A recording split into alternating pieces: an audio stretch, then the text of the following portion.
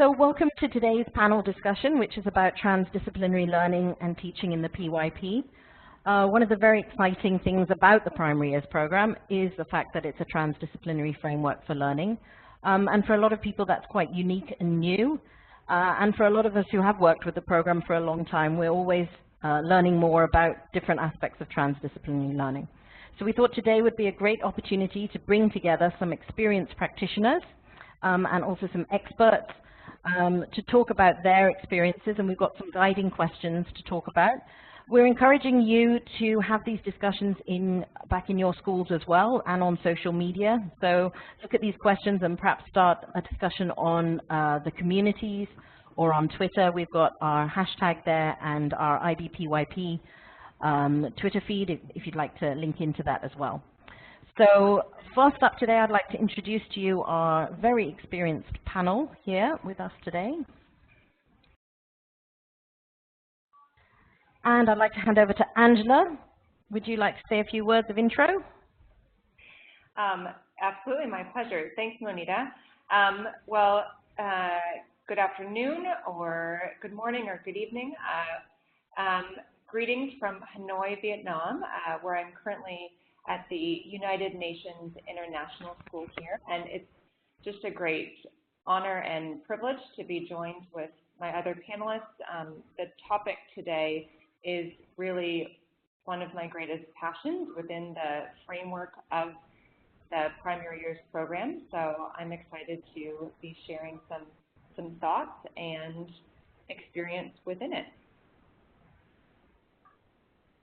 Thanks, Angela. Tanya?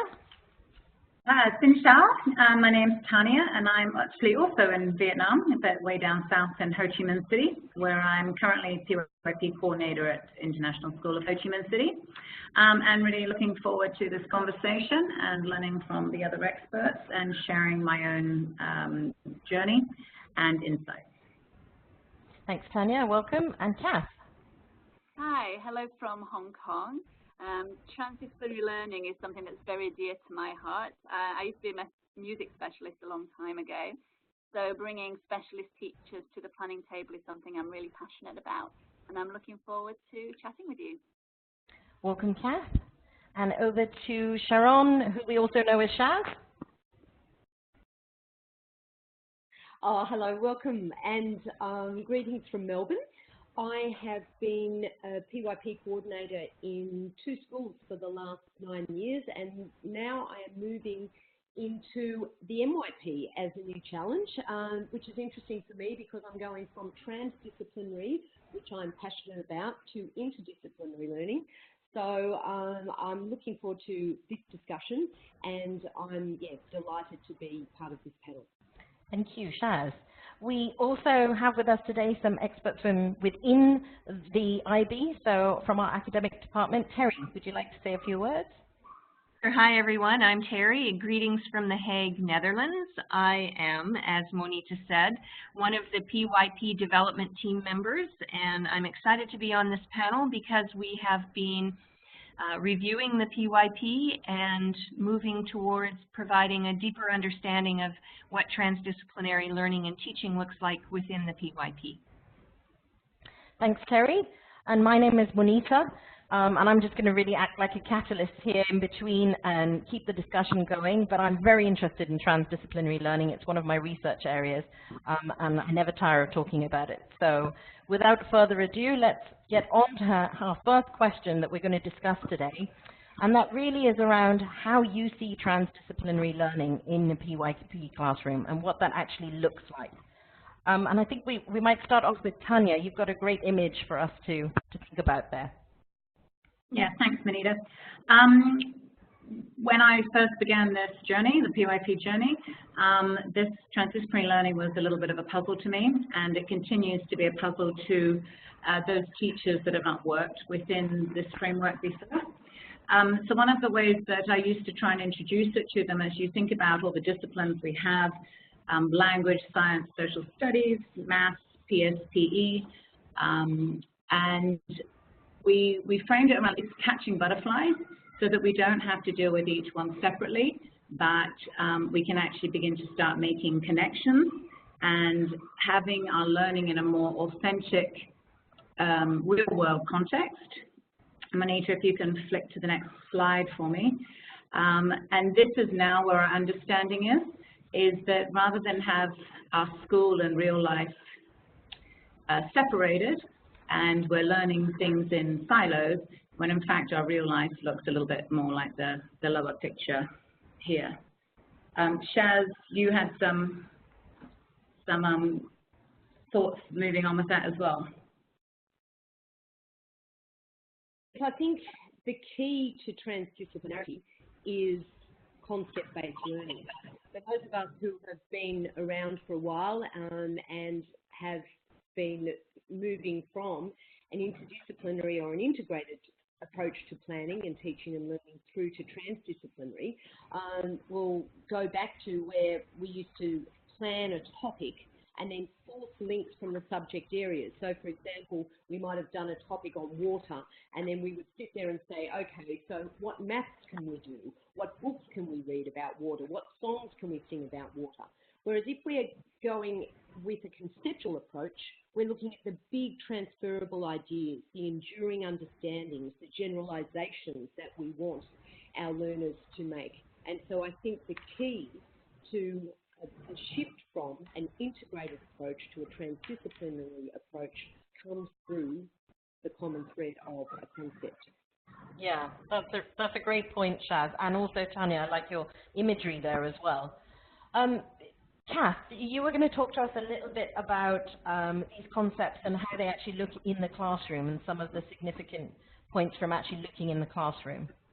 Absolutely. When I looked at the question, the what is it like came to the forefront of my mind. And what do I look for when I go into a classroom and see transdisciplinarity at its best? And the words that came to mind is busy, flow, messy, lots of self-direction and student agency, and lots of higher-level thinking going on.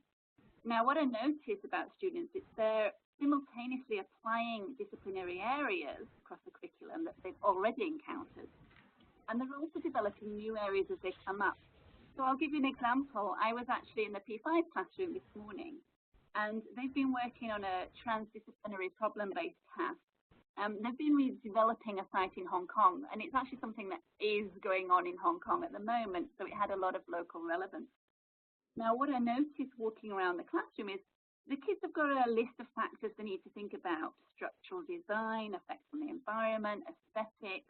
They're involved in researching the site, examining maps, drawing to scale, sketching 3D models, making 3D models, using a budget. It's all this messiness going on, drawing from the different disciplines. And when you ask students about their work, they never answer, oh, I'm doing maths, I'm doing science. Their focus is on solving a problem. And what I've noticed is when you're in the classroom, sometimes they'll come across something they need to be able to do or understand in order for them to succeed. And, you know, their sketches might be out of proportion, their models might fall down through lack of structural integrity. And these become really precious teaching moments where the vividness of the teacher to draw out these wonderful teaching moments comes into play. Yeah? Yeah, absolutely. And Angela, you were going to add a little bit onto that as well from your experiences in the classroom? Yeah, absolutely. So I just building on what Kath was saying, that you know, when you enter a classroom that is truly transdisciplinary, often what we might hold as a traditional concept of a classroom, it really might look quite different than that. So when you first enter a classroom, it could be hard to find where the teacher is because they are not at the front of the room. Students are working all over the classroom using every inch of space, individually, in small groups. As Kath was saying, they're highly agentic. Students look for, you know, what problems are they coming, they're problem solvers. So there's also students who might be working on very different tasks because they could be going to any number of workshops. You know, it's going to be something that in a traditional setting is going to be anything from that.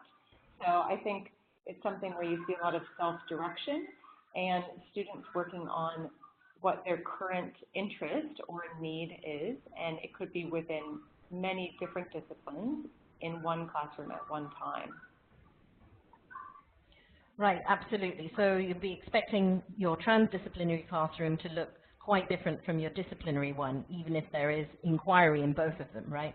And the focus really for transdisciplinarity is about looking at those significant and relevant issues and problems and having the agency to work with those. Great, so let's move on to another question, and I think we might have touched on it a little bit already, but for you, in your experience in working in PYP schools, what has been the single most important thing or things that really need to happen in a school to enable this shift to transdisciplinary learning? Tanya, would you like to start off for us with this one?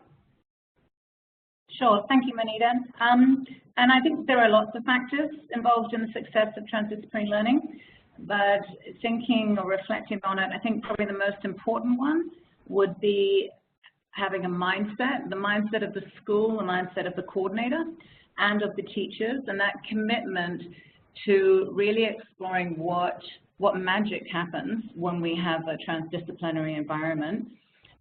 There are some other factors involved with that. Transdisciplinarity doesn't happen on its own or as a silo. There are other things involved or that would actually support it and support its success. I think, Sharon, you had a couple of other factors that would blend into that with the mindset.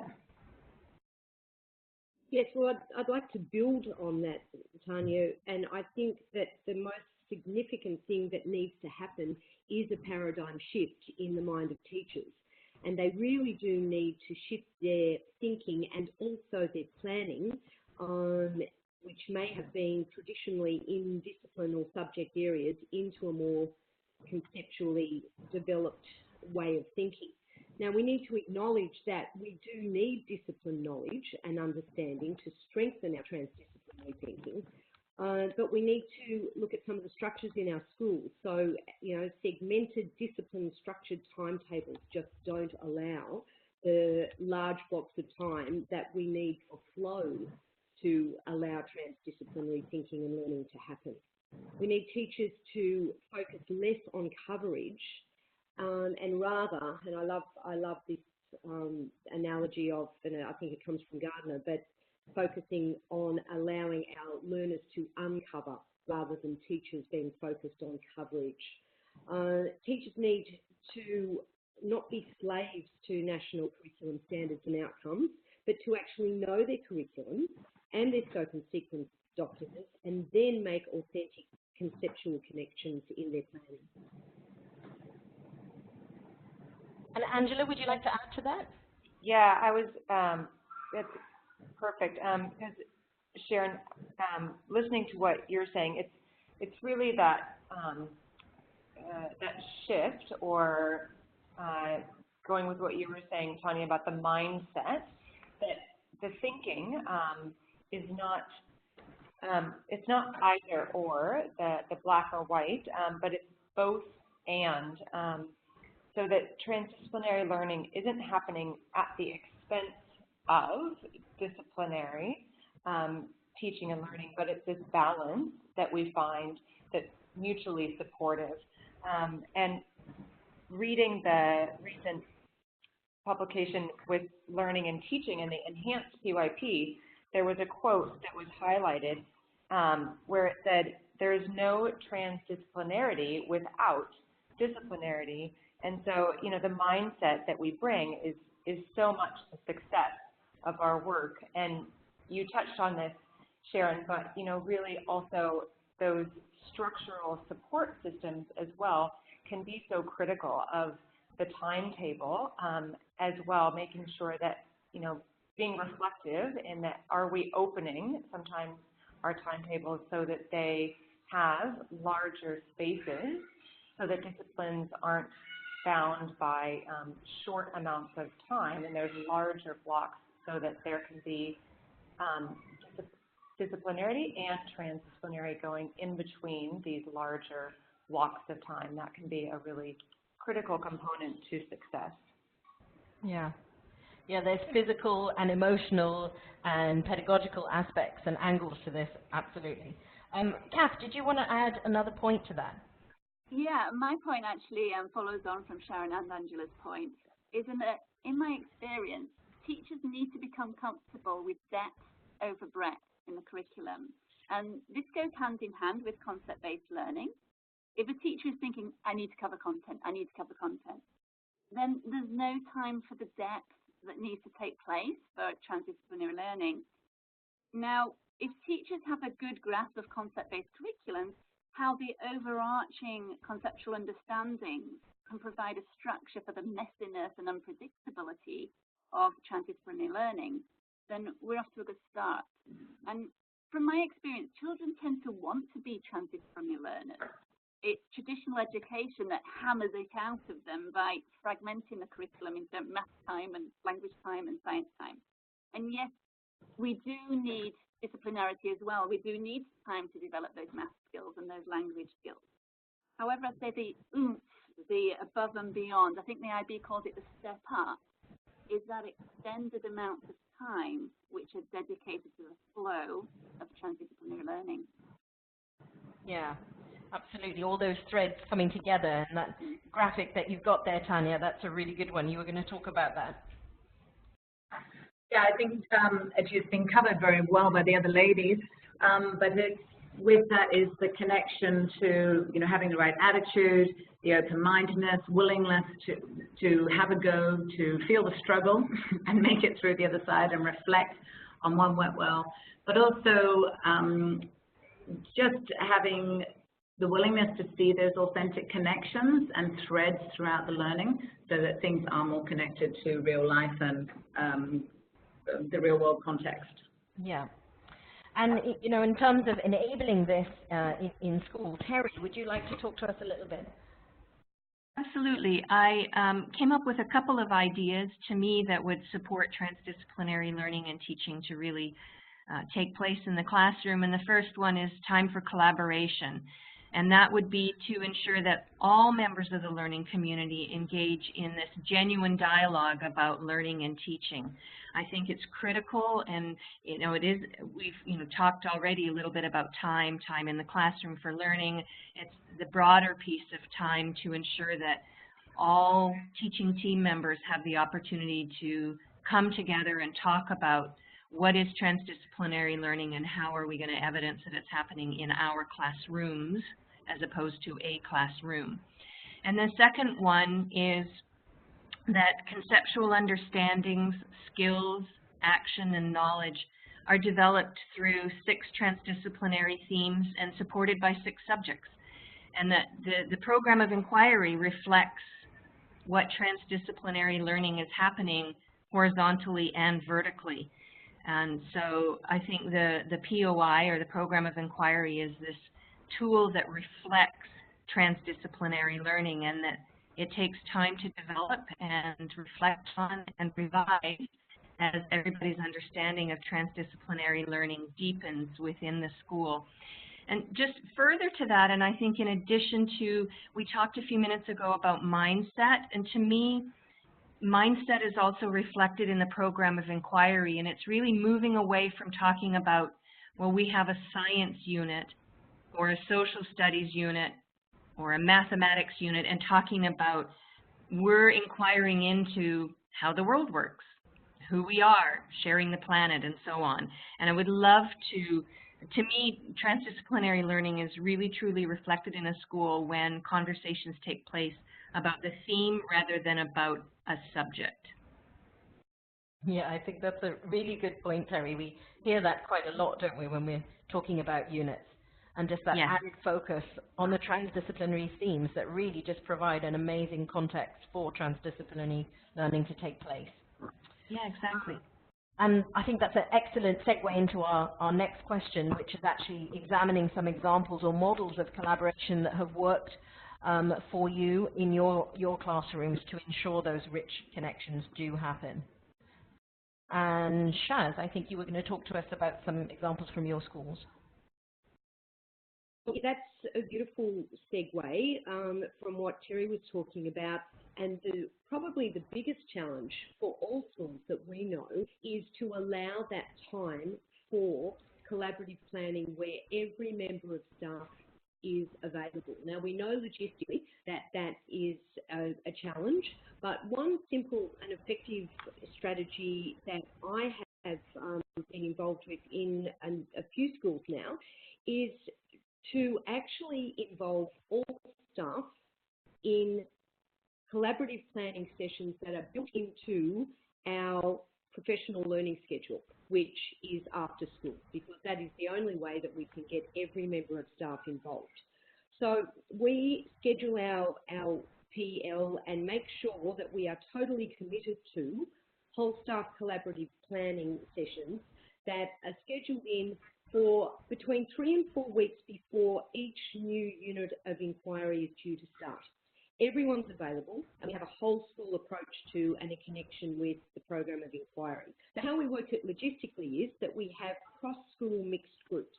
So we may have our kinder team working with our year 6 team, or our year 1 team working with our year 5. It also involves specialists, support teachers, and all members of our leadership team. Then we use a protocol, which is basically 10 minutes. So each group will have the transdisciplinary theme, the central idea, the concepts, and the lines of inquiry on a big piece of butcher paper, and we literally time it. And within that 10 minutes, we actually ask people to focus on what is the enduring understanding. And we're looking at it not with a teacher's hat on and not with a planning hat on at this stage, but what does this enduring understanding, the central idea, mean to you personally?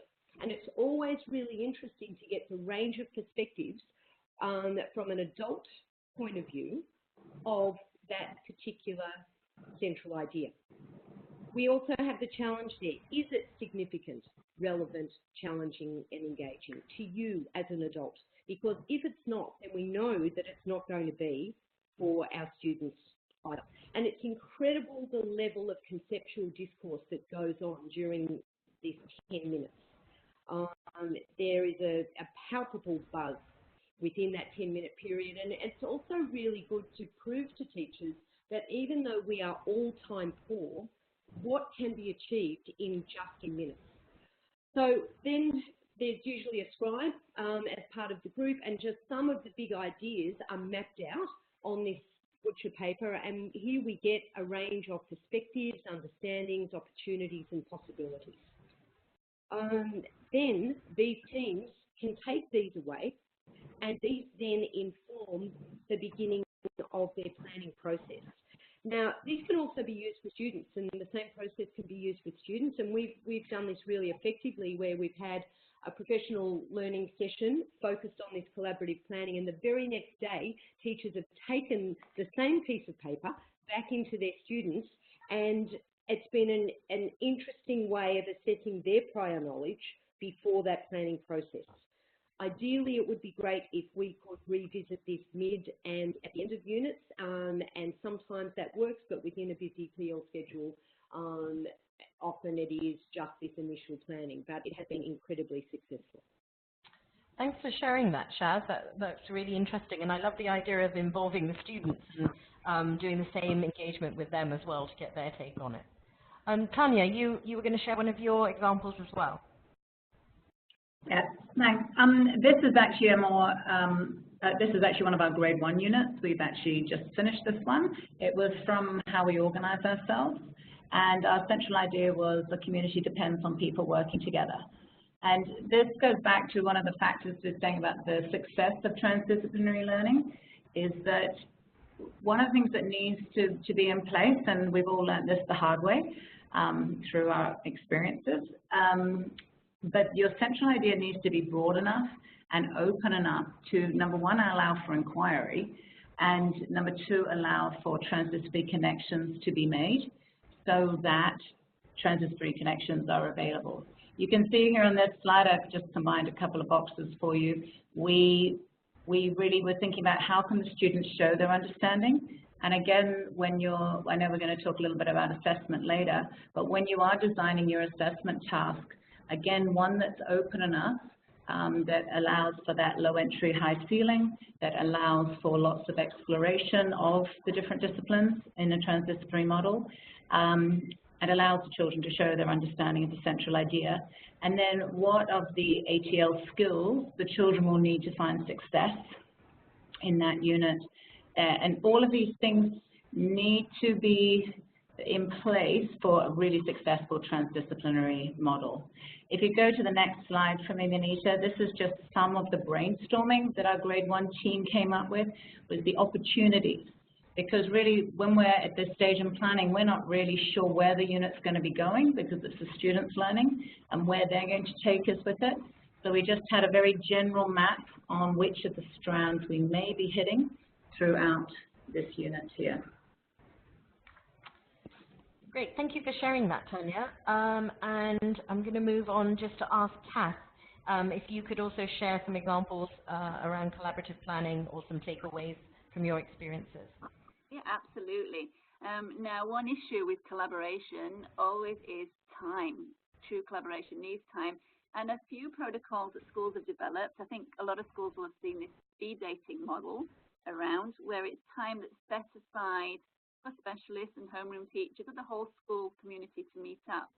Our school actually calls it on-call planning time, where it's a scheduled time where everyone is on call doing their planning, and specialist teachers can do the circuit and meet everybody they need to meet. And the other thing I wanted to talk about as well is time for reflection, collaborative reflection on the units of inquiry. Now, in the resource section, there's a PowerPoint, I think it's called Theory into Practice, and I go into that in more detail. But something our school has been developed is a sort of a two-part reflection. And the first part is really focusing on the unit as a whole and taking the specialist teachers and homeroom teachers and asking where was the connection to the transdisciplinary theme. And I think Terry mentioned this earlier in our chat about the importance of that theme. And there's many times as a collaborative unit, we've looked at it and we said, you know what, maybe that unit was more parallel learning. Maybe next time we can take it into more transdisciplinary area by using that theme. The other part of our reflection process is to actually talk about the students, and we'll touch on that when we talk about assessment, but having the input of the specialist teachers to talk about how well the students did. I think that's all for that one. Yep, thank you, Kath. Angela, would you like to share some of your experiences? Sure. I wanted to offer a possibly different lens on looking at collaboration from within the wider learning community. So that, of course, the team planning a unit is vitally important, but I wanted to offer an experience of within a classroom, so a grade level that has provided a lot of flexibility in their timetable for their students to have what you might be familiar with as 20% time or I time. So students had developed their personal inquiries and small group inquiries, and then in order to really successfully navigate these, they needed to collaborate with and find people within the community, the school community, the local community, to help them be successful. So an example might be that there was a student group that wanted to develop their own cafe. So they interviewed the services, the food services. They went on a field trip to local bakeries to do some, firsthand journalism and ask questions about how they set up their business. There was another group that was fascinated with potions, so they went over to the high school science lab and did some experiments. There was a different group that worked within our maker space with some design technicians So the collaboration went within the learning community to really support this group of students and different groups of students, and the homeroom teacher then would conference with the individual or the small group to help them to reflect upon what were the approaches to learning and what were the different disciplines that they were tapping into and acquiring throughout their journey. So that was just another way that collaboration can look like. And a different lens, additionally, could be that something this year we've been really intentional about mapping through our single subjects, music, so our performing, visual arts, PE program has been, they have so many ways that they integrate, not always through the program of inquiry, but through mathematics or language. And so those subject areas have been really carefully mapping that within their own curriculum maps, and then sharing that and collaborating with the homeroom teachers so there can be more transparency between where there are connections in supporting students and their learning and that transdisciplinarity all throughout the program. So those are a few different examples. Great, thanks Angela. And I think from all of you, what really stands out is that without that depth of collaboration, you really don't have transdisciplinary learning. It is essential. And not just collaborating, but also reflecting and building the learning back into the plan. And I love the idea that we need to remember that transdisciplinary learning doesn't just happen inside the program of inquiry. And if it's approach to learning, it can happen anywhere. And I think that gives us a good intro into our next question as well, because assessment is everywhere. So what about assessment in a transdisciplinary framework? How does that work? And I think, Kath, you're going to get us started off with that one. And it actually feeds back into what we were talking about collaboration, because especially in the scenario where specialist teachers are integrating with homeroom teachers, we found that they really need to have a voice in the assessment. Now, examples that I've seen are including specialist teachers in the content of reporting. Now, this obviously brings up issues of time, but, you know, going back to the collaboration issue, when specialist teachers are brought into those reflection meetings and have discussions about the actual children, we found that their observations actually really help us build a picture of the whole child. The other point has been to really bring the specialist teachers into the creation of the summative assessment, into any rubrics and so forth. Now again, on the resource section and the PowerPoint there's more examples of that. And I think the next person who's going to speak is going to talk about rubrics, actually. Yeah. I think that's Tanya. Yeah, there you go. Thanks. So for those listening, just as consistency, I just used an example of the same unit of inquiry. So this is, again, our grade 1 on how we organize ourselves. We've been playing with a number of different ways to develop rubrics. This is an example of one of our conceptual rubrics. And going on with the IB PYP guidelines is that we wanted to show the children's understanding of the central idea. And we hoped that we were clever enough that we wrote the 3 lines of inquiry to add up and to represent the whole central idea. So you can see there our consolidating is where we would expect or hope children to be through that line of inquiry. And as the unit progresses, we would just be assessing the student's understanding of each line of inquiry and then have a discussion of their overall understanding of the central idea. Another one that some of our grade levels have been playing with, which is the next slide, I think, Manita, thank you, is something called a single point rubric. If you'd like to know more about this, there's a fantastic education blog called Cultured Pedagogy, and she has done a couple of blogs on how this works. Here at ISHMEC, we've been working really hard on what we call a gradual increase of independence and involving children in their own assessment. along with that agency. So a child may look and say, well, actually, no, I'm only in the guided space, and we as the adult don't interfere, but we would like the reasons why. Why do you think you're not there yet? And what are your next steps? And we see the next steps as the most important conversation. Or we can have a couple of little confident buddies, as we do in our grade ones, who said, look, I'm leading. And we've got a whole school agreement that leading means you're ready to teach or support or help others.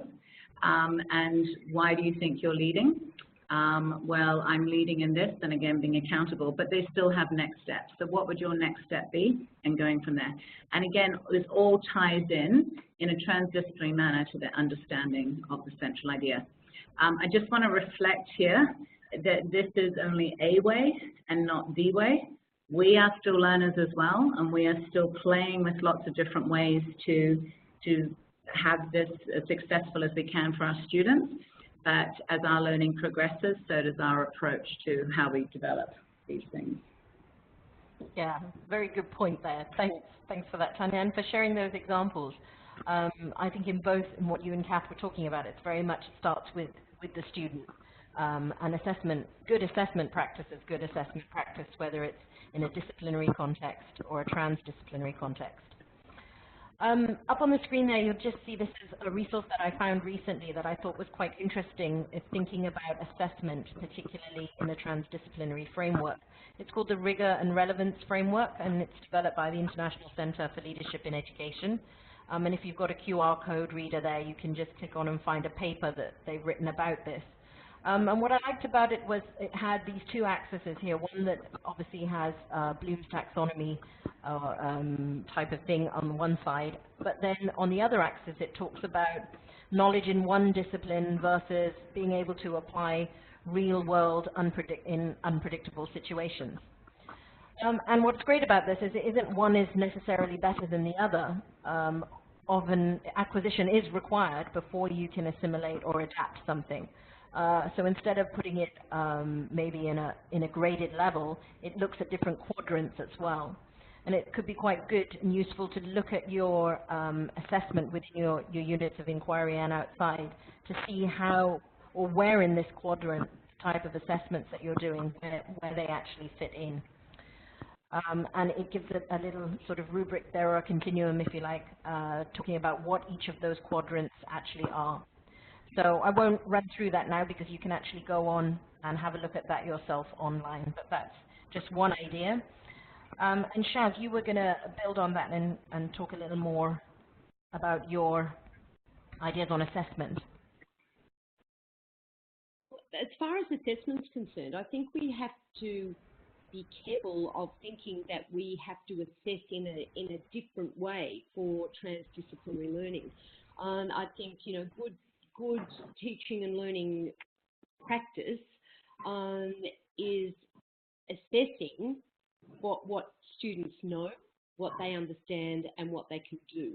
And I think most of us are familiar with that model, that we are not just assessing knowledge, but we are assessing concepts, and that's understanding. And also in the PYP framework, to remember that the skills are transdisciplinary skills. So they are skills that are used across all the disciplines. So I suppose it's just important to remember that our focus is on what does the learner understand about the central idea, the concepts, and, you know, the generalizations that have come from their learning. So a focus on understanding in some way. Yeah, Terry, would you like to add a little bit from the academic perspective as well there? Yeah, absolutely, and I want to completely agree with what Shaz had just spoken about, because when we talked about, you know, assessing in a transdisciplinary context, I think it's about effective assessment overall, which really is about monitoring, documenting, measuring, and reporting on learning. And I think there's a misconception that everything has to be assessed. And I think we need to understand that when you're thinking about assessment in a transdisciplinary context, you think about the purpose of assessment and the intent of assessment. And that it's fine to monitor and document aspects of the program and not actually test all aspects of the program. And I like the slide that's still up on the screen because the focus here is on students.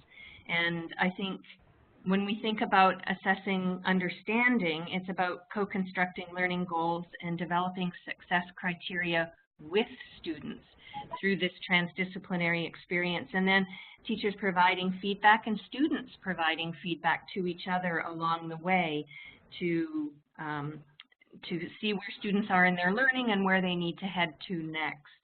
And then just to, I guess, touch a little bit on what Kath had said earlier about involving subject specialists in designing assessment, I think we could also consider that a transdisciplinary assessment could include subject specialists taking some responsibility for some of the assessment that happens, and then bringing that information back to the collaborative planning meeting to broaden and deepen the understanding of student learning that's happening within a unit of inquiry or outside a unit of inquiry.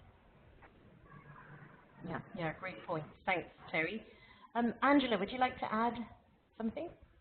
Yeah, I was just connecting, Terry, with what you were sharing and Tanya from earlier about the importance of involving students in their learning and the co-construction of what their goals are.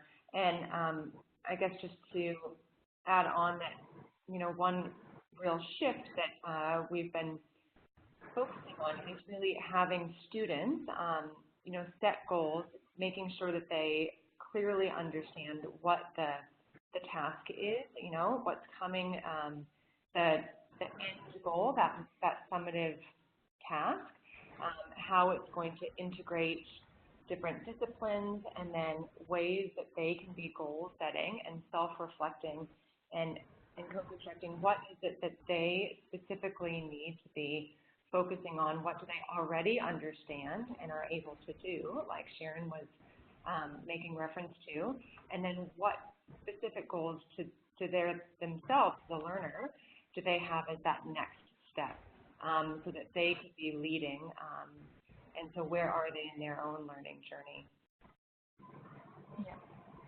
Yeah. Thanks, Angela, and I think those are all really great points and reminders as well, just about best practice, well, good practice in assessment. Our next question is about the types of resources that can support teachers, parents, leaders, and really our learning community in developing a deeper understanding of transdisciplinary learning. And I think, Kathy, we're going to start off with us talking about some of the things you do in your school. Absolutely, yes. Obviously, there's newsletters that go out, and in the resources section, I think we've put an example newsletter there. And of course, on the next slide, there's unit letters which go from teachers. Now, one of the main things about this is the IB can be quite wordy, and you know, we do use a lot of jargon as teachers. So we've found that by giving parents concrete examples of what it looks like in the classroom, photographs and so forth, we find they get the understanding a lot better. As well as letters and media going out. And we've found that bringing parents into the classroom has been extremely valuable. Now, I'm showing my age now, but I remember the times when we used to bring in parents and we used to have an assembly and the students used to stand up with their lines memorized, and yet it was cute, but not much learning going on. So, of course, nowadays we find that bringing them in, we might have an end-of-unit celebration, we might have a mini exhibition, we might just open the doors and say, hey, parents, come in and see what we're learning. And we find these much more valuable because then the students are interacting with the parents and sharing their learning on a more authentic basis. Yeah, thanks, Kath. And there's some examples up there as well from other schools of support letters, unit letters for parents.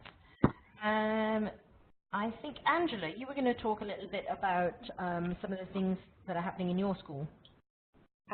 Right. We've recently just finished a series of running bilingual workshops for the parent groups in our community that are the largest stakeholder groups.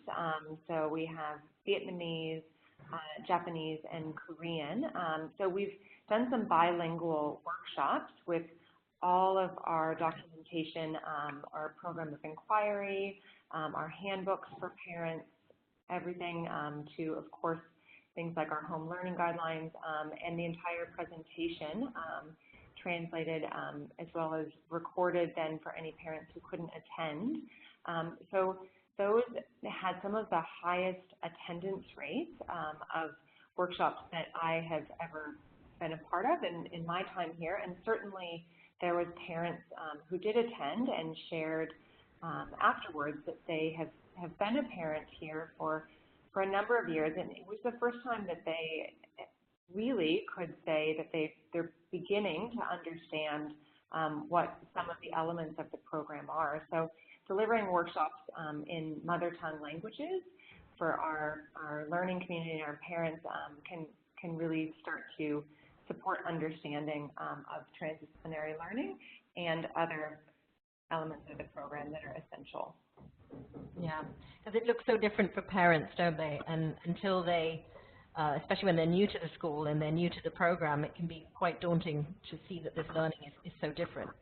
Yeah, absolutely. And like Kath was saying, you know, we invite our parents in, and they are wonderful, and they come in, and what learning looks like within our classrooms looks very different to the experience that many of them have had in their home countries. So now to begin to understand the reasons why we are very intentional in how we design our environment and make some choices pedagogically is, I think, helping to support that understanding. Yeah. So some great examples of ideas to support parent understanding. Tanya, perhaps you could talk to us a little bit about ideas for teachers. Sure. So this is from a school I was previously working at, and we were all learning together. And we all had the big binder full of all our curriculum documents and things, but we found that a lot of us were very visual and needed to see it, you know, all in one place. So we came up with this. This is just a snapshot from one grade level for their yearly plan.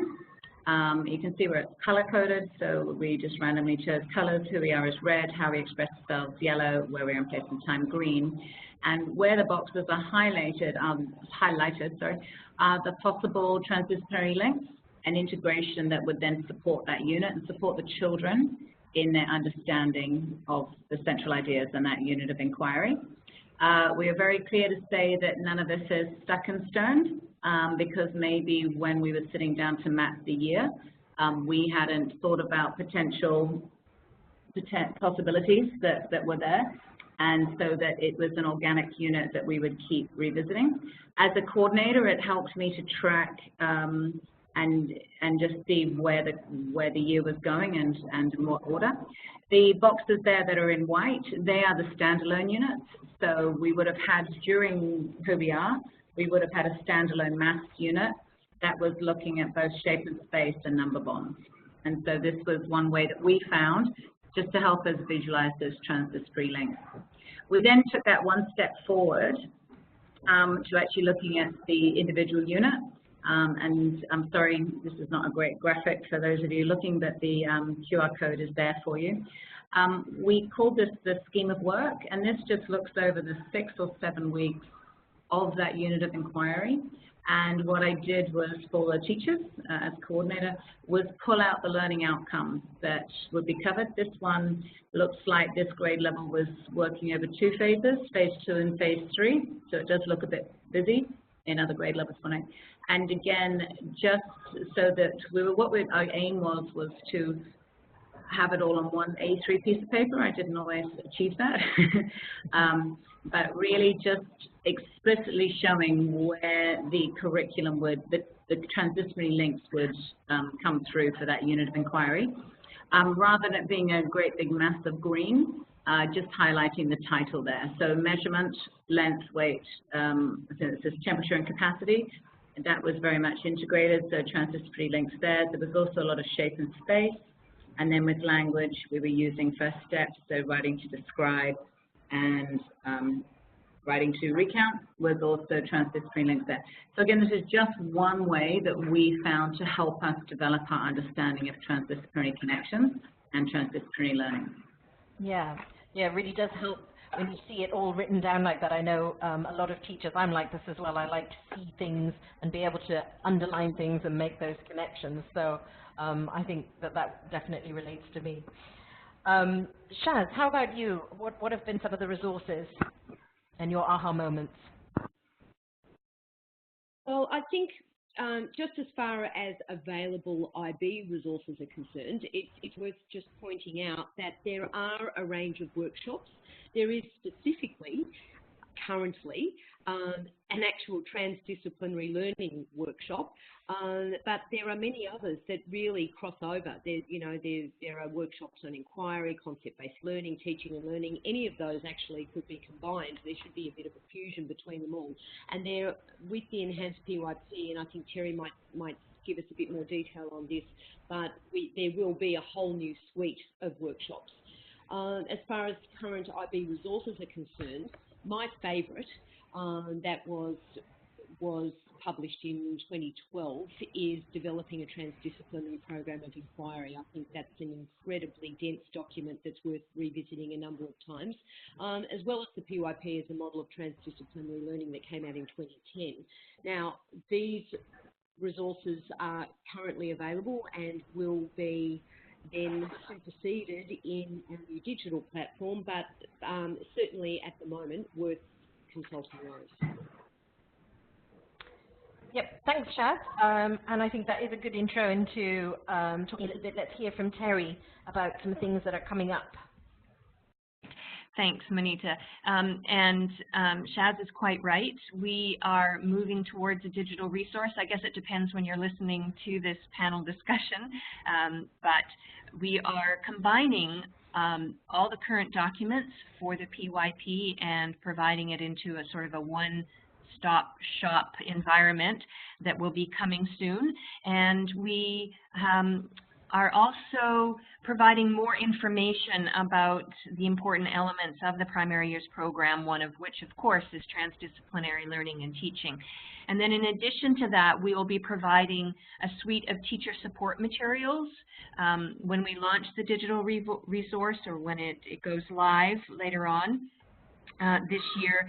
There'll be some teacher support materials where there are actual learning stories from schools or tools, resources that schools currently use that will be shared with the PYP community, so that you can see how schools are implementing the program in their unique contexts. And then the teacher support materials will continue to grow over time, so that resource is something that you'll want to go back to consistently to see sort of the latest and greatest updates to it.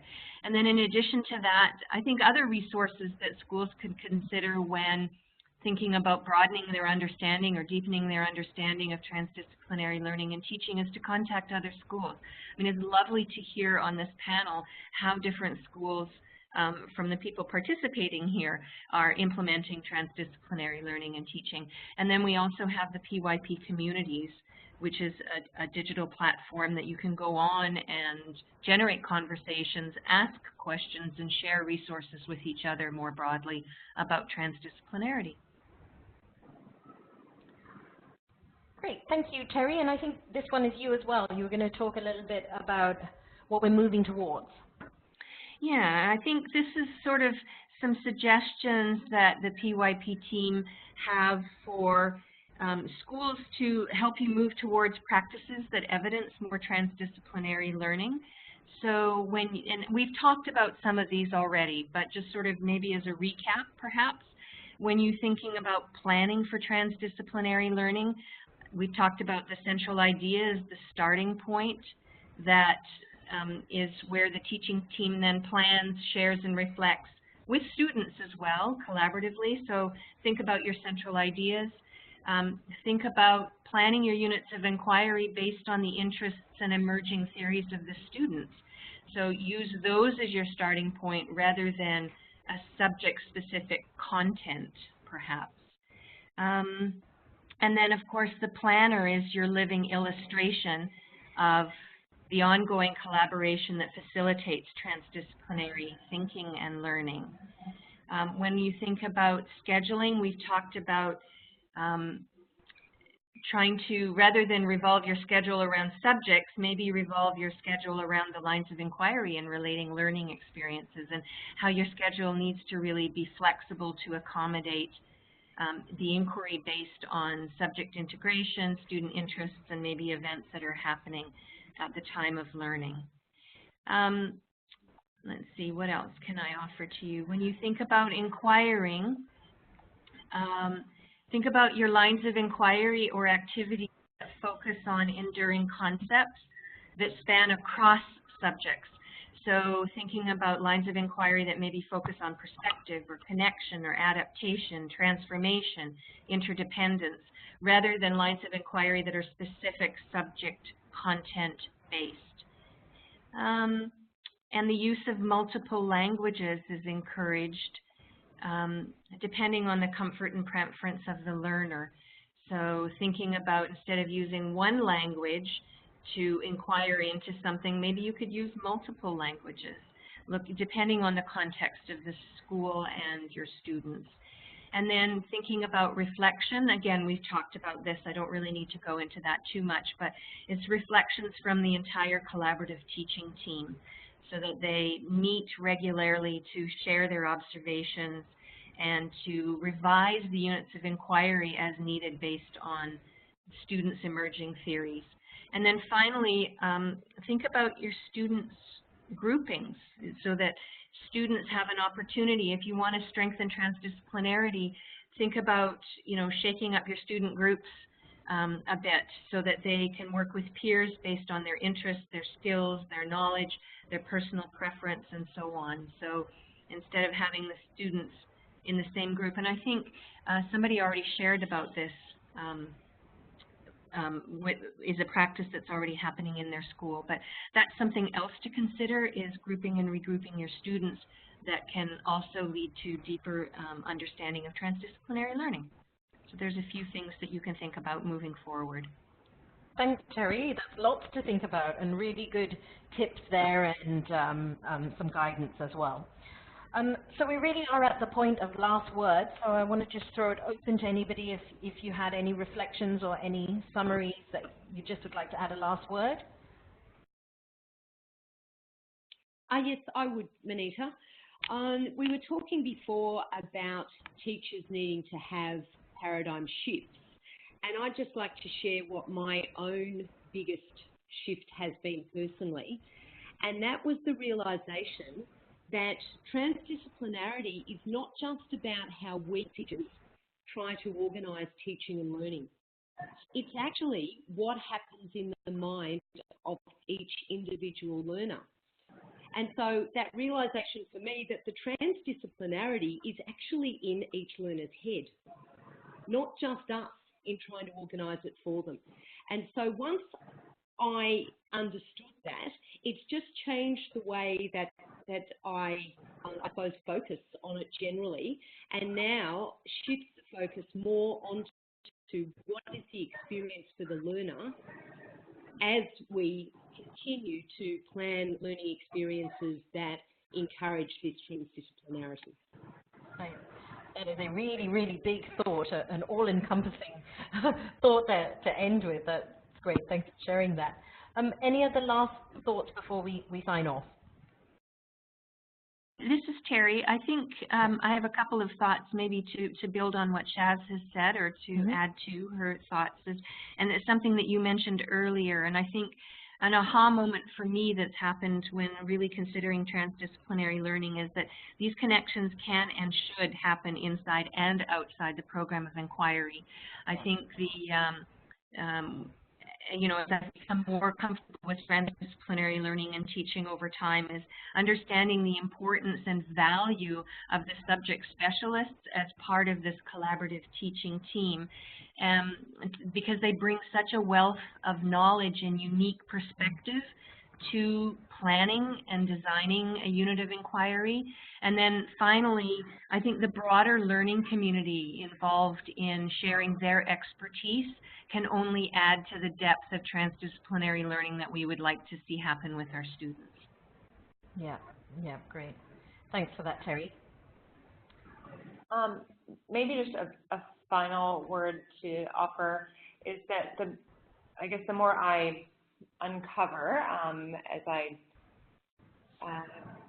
find out new understandings about transdisciplinarity is the really deep connection with agency, and that the more authentic a task or action or something is that is really truly engaging students in learning that is has that element of transdisciplinarity within it. I see students who are just beaming because they are self-directed, they are motivated, and I think it was something that Kath said earlier. If you were to ask them, what is the discipline? Are you doing English? They can articulate it because they're so focused on the purpose of what they are doing and why they are doing it. And they're committed to all of the different elements that they're finding out about. So that agency that's connected, and that's really at the heart of some of the enhancements that I think are really exciting coming through the review process, I would say is a really core component of transdisciplinarity. Yeah, absolutely. Thank you. Thank you, Angela. If I could just tag on to what Angela said as a final comment. She talked about students beaming. Yeah. And a big thing to close it for me is that transdisciplinarity is, the idea uses the word set up. And it's that high level of thinking and the flow and the engagement that you get with the students that really makes it all worthwhile. Yeah. Yeah, it is very rewarding, isn't it? Great. Okay. I think we've come to an end there, so I'd just actually like to thank all of you, our panelists and our experts, for taking the time to share freely the practice from your classrooms and your experience. That's one of the wonderful things about the PYP community that I love, is just this ability to share freely. So thank you for that, and thank you for the additional resources. There are some additional resources alongside this panel discussion that you can have a look at as well. So please look at those and continue to have a discussion about inquiries into transdisciplinary learning in your own schools. We have hashtag PYPTV as a hashtag. Let us know what's happening. All of us are on Twitter, and we'd be happy to look at some more examples. So thank you all for being here today, and we're going to sign off now. Thank you. Bye-bye. Bye. Thanks. Bye. Thank you. Bye. Thank you. Okay, hang on, let me just stop the recording.